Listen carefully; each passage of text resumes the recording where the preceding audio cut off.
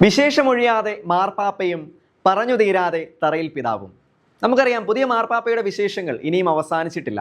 മാർപ്പാപ്പയുടെ തിരഞ്ഞെടുപ്പുമായി ബന്ധപ്പെട്ട ചർച്ചകളും പാപ്പ ആദ്യം സന്ദർശിച്ച ഇടവും പാപ്പയുടെ സ്ഥാനാരോഹണവും ഈ അടുത്ത് മാർപ്പാപ്പ തലയിൽ കൈവച്ച് പ്രാർത്ഥിച്ച ആദ്യ മലയാളി കുഞ്ഞിനെ കുറിച്ചുമുള്ള വാർത്തകളുമൊക്കെയായി മാർപ്പാപ്പയെക്കുറിച്ചുള്ള ചർച്ചകൾ ഇപ്പോഴും സോഷ്യൽ മീഡിയയിൽ നിറയുകയാണ്.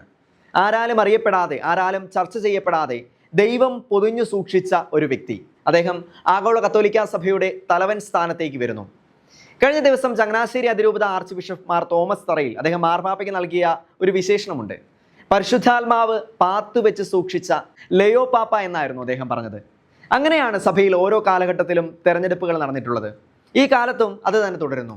അഭിവന്ദ്യനായ മാർ തോമസ് തറയിൽ പിതാവ് അദ്ദേഹം പറഞ്ഞ വാക്കുകൾ ഇപ്രകാരമായിരുന്നു: നമ്മൾ ഈ കാലഘട്ടത്തിൽ മുന്നോട്ട് പോകുമ്പോൾ വെല്ലുവിളികൾ ഏറെയുണ്ടെങ്കിലും ദൈവം നമ്മുടെ കൂടെ ഉണ്ട് എന്നുള്ളൊരു വലിയ സന്തോഷമാണ് നമ്മളെ എല്ലാവരും നയിക്കേണ്ടത്.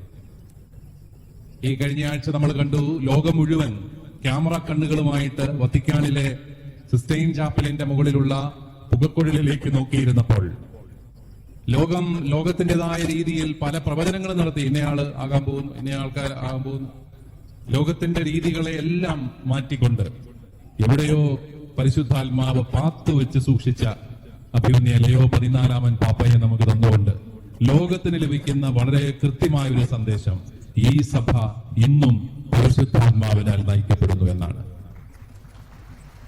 ഒരു മാനുഷിക ശക്തിക്കും ഒരു രാഷ്ട്രീയ ശക്തിക്കും മാറ്റി നിർത്താനാവാത്ത ദൈവിക പ്രഭാവമാണ് നമ്മുടെ സഭയെ മുന്നോട്ട് നയിക്കുന്നത്. അതുകൊണ്ട് തന്നെ നമുക്ക് ഭയപ്പെടേണ്ട കാര്യമില്ല. പരിശുദ്ധ പിതാവും ആവർത്തിച്ച് പറഞ്ഞു, നിങ്ങൾ ഭയപ്പെടേണ്ട. കാരണം ഇന്നത്തെ കാലഘട്ടത്തിൽ, ഈ ആർട്ടിഫിഷ്യൽ ഇന്റലിജൻസിന്റെ ഒക്കെ കാലഘട്ടത്തിൽ ഇന്നും സഭയിൽ പരിശുദ്ധാത്മാവുണ്ട്. പരിശുദ്ധാത്മാവ് സഭയെ നയിക്കുന്നു എന്നുള്ളതിന് ഏറ്റവും ശക്തമായ ഒരു അടയാളമായിട്ട് തന്നെ പരിശുദ്ധ പിതാവിന്റെ തെരഞ്ഞെടുപ്പിനെ ഞാൻ കാണുകയാണ്. അതിരൂപതാ ദിനത്തിൽ നടന്ന പ്രസംഗത്തിലായിരുന്നു അദ്ദേഹം ഇത് പറഞ്ഞത്. ഇതിനോട് അദ്ദേഹം കൂട്ടിച്ചേർത്ത മറ്റൊരു കാര്യമുണ്ട്. ക്രൈസ്തവ ജീവിതത്തിൽ രക്ഷ കൈവരുന്നത് കൂട്ടായ്മയ്ക്കാണ്. ഒറ്റയ്ക്കുള്ള രക്ഷ ക്രൈസ്തവ ജീവിതത്തിൽ ഇല്ല. നമുക്കറിയാം, നീയും നിന്റെ കുടുംബവും രക്ഷ പ്രാപിക്കുമെന്നല്ലേ തിരുവചനം പറയുന്നത്.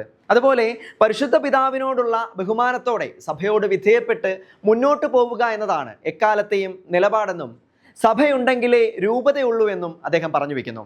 സമകാലീന സംഭവങ്ങളെ അടിസ്ഥാനപ്പെടുത്തി ആരാധനാക്രമത്തിലുള്ള അഭിപ്രായ വ്യത്യാസങ്ങളെ കണക്കിലെടുത്തുകൊണ്ടാണ് അദ്ദേഹം ഇത് പറഞ്ഞു വെക്കുന്നത്.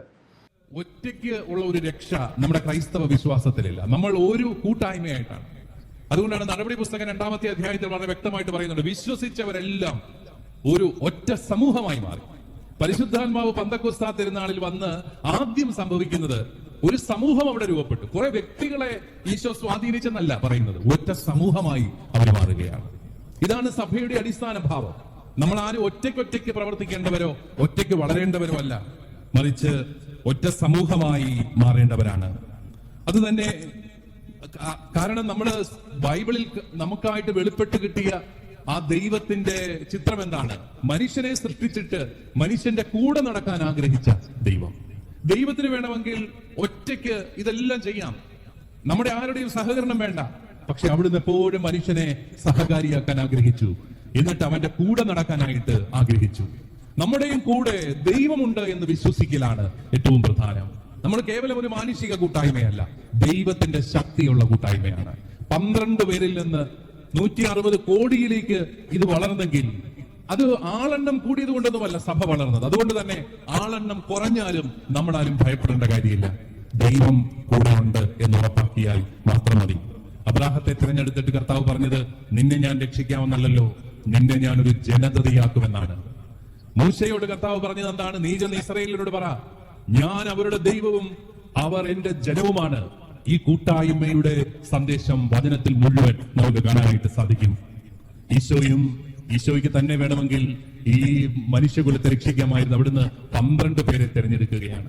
ആ 12 പേരും അപൂർണരായ മനുഷ്യരായിരുന്നു. നമുക്കറിയാം, 12 പേരും ആവശ്യ നേരത്തെ കർത്താവിനെ വിട്ട് ഓടിപ്പോയവരാണ്. പക്ഷെ അവരെ തന്നെ തിരിച്ചു കൊണ്ടുവന്നാണ് കർത്താവ് അവരിലൂടെ പ്രവർത്തിക്കുന്നത്. അപൂർണരായ മനുഷ്യരെ കൂട്ടാളികളാക്കിക്കൊണ്ട്, പങ്കാളികളാക്കിക്കൊണ്ട് പ്രവർത്തിക്കുന്ന ദൈവത്തെ നമ്മൾ കാണുന്നുണ്ട്. ഈ അടുത്ത നാളില് നമ്മുടെ സഭയെ ഏറ്റവും കൂടുതൽ ലോകത്തിന്റെ മുമ്പിൽ അപമാനിതമാക്കിയ സംഭവങ്ങളെല്ലാം നമുക്കറിയാം. ആരാധനാക്രമത്തിലെ ഏകീകരണ വിഷയം വന്നപ്പോൾ അവിടെ നമ്മളോടും പലരും ചോദിച്ചു, നിങ്ങൾക്കും നിലപാടുകൾ ഉണ്ടായിരുന്നല്ലോ, നിങ്ങൾ എന്തിനാ നിലപാട് മാറ്റിയത്?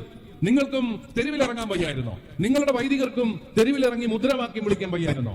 നിങ്ങൾക്കും പരിശുദ്ധ പിതാവ് എഴുതിയ കത്തുകളെ അത് പരിശുദ്ധ പിതാവ് എഴുതിയൊന്നല്ലെന്ന് പറഞ്ഞുകൊണ്ട് ചവറ്റുകൊട്ടൽ എറിയാൻ വയ്യായിരുന്നോ? ഇത് നമ്മളോടുള്ളൊരു ചോദ്യമുണ്ട്. പക്ഷെ നമ്മുടെ ഉത്തരം നമുക്ക് സഭയാണ് വലുത് എന്നാണ്. നമുക്ക് സഭയാണ് വലുത്. സഭയില്ലെങ്കിൽ രൂപതയൊന്നുമില്ല, സഭയില്ലെങ്കിൽ വിശ്വാസമില്ല. അതുകൊണ്ടാണ് വിശ്വാസികൾക്ക് ഉതപ്പ് കൊടുത്തുകൊണ്ട് എനിക്കെന്റെ രൂപതയെ നയിക്കാനാവില്ല.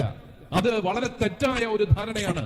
സഭയെ കേവലം ഒരു സാമൂഹിക സംവിധാനം മാത്രമായി കാണുന്നത് കൊണ്ടാണ് അത്തരത്തിലുള്ള അപജയങ്ങൾ നമ്മുടെ സമൂഹത്തിലേക്ക് വരുന്നത്. സഭയില്ലെങ്കിൽ നമ്മൾ ആരുമില്ല എന്നുള്ളൊരു തിരിച്ചറിവുണ്ടാകുമ്പോൾ സഭയെ ഐക്യത്തിൽ പരിരക്ഷിക്കാൻ വിട്ടുവീഴ്ചകൾ ചെയ്യണമെങ്കിൽ വിട്ടുവീഴ്ചകൾ ചെയ്യും എന്നുള്ളതാണ് എല്ലാ കാലത്തും ഈ ചങ്ങനാശ്ശേരി അതിരൂപത പുലർത്തിയിട്ടുള്ള നിലപാടെന്ന് ആവർത്തിച്ചു പറയുവാൻ ഞാൻ ആഗ്രഹിക്കുകയാണ്.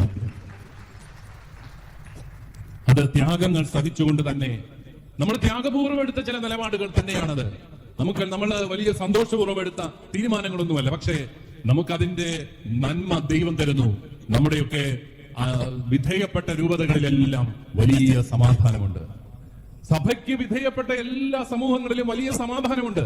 നമ്മുടെ ജനത്തിന് അഭിമാനപൂർവ്വം ദേവാലയത്തിൽ വരാം, അവർക്കെല്ലാവർക്കും പരിശുദ്ധ കുർബാനയിൽ പങ്കെടുക്കാം.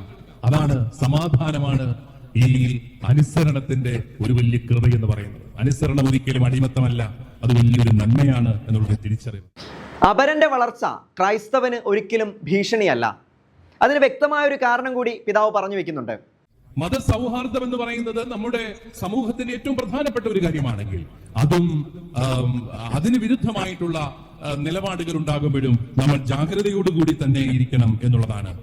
നമ്മൾക്ക് ആരും ഭീഷണിയല്ല എന്നുള്ളത് നമ്മൾ തിരിച്ചറിയണം. നമുക്ക് ഭീഷണിയില്ല. ദൈവം കൂടെയുള്ള സമൂഹത്തിന്, 12 പേരിൽ നിന്ന് വളർന്നു വന്ന ഈ സമൂഹത്തിന് എത്ര വലിയ സമൂഹങ്ങൾ ഒരിക്കലും ഭീഷണിയല്ല. ദൈവം കൂടെയുള്ളവൻ ആരെയാണ് ഭയപ്പെടേണ്ടത്? അതുകൊണ്ട് അവര് വളർന്നു ഇവര് വളർന്നു എന്നുള്ളതൊന്നും നമുക്ക് ഭീഷണി ഉണ്ടാക്കേണ്ട ഒരു കാര്യമല്ല. നമ്മളെന്നും പങ്കുവയ്ക്കുന്ന ഒരു സമൂഹമായി, നമ്മളെന്നും സാഹോദര്യത്തിന്റെയും സ്നേഹത്തിന്റെയും ഒരു കൂട്ടായ്മയായി തന്നെ മുന്നോട്ട് പോകുന്നു എന്നുള്ളതാണ് പ്രധാനം. അതെ, ദൈവം കൂടെയുള്ളവൻ ആരെ ഭയപ്പെടാനാണ്? സഭയെ എപ്പോഴും മുന്നോട്ട് നയിക്കുന്നത് ദൈവിക പ്രവാഹമാണ്. ആ ദൈവിക പ്രവാഹമാണ് പരിശുദ്ധാത്മാവ്. കൂട്ടായ്മയുടെ കരുത്തിൽ ഒരുമിച്ച് ഒറ്റ സമൂഹമായി സഭയോട് ചേർന്ന് നമുക്ക് വളരാം. സഭയ്ക്കും മാർപ്പാപ്പയ്ക്കും വേണ്ടി നിരന്തരം പ്രാർത്ഥിക്കാം. ദൈവം സഹായിക്കട്ടെ. ദൈവത്തിന് സ്തുതി.